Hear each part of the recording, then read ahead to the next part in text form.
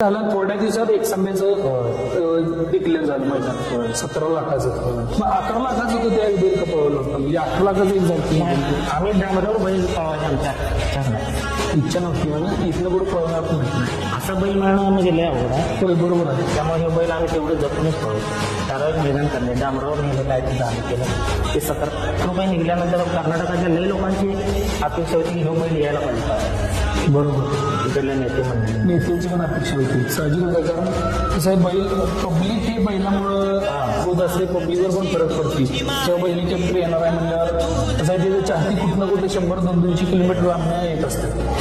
So त्यामुळं नेत्यांच्या आग्रहास्तव तुम्ही 17 लाखाला पळवलं. फक्त ते प्रकाश उत्तर साहेब पण सांगितले त्यांना माहिती ना आपलं बैल बरोबर बरोबर तो किती बैल घेऊन या सारे कर्माचे धागे दोरी तू या जीवा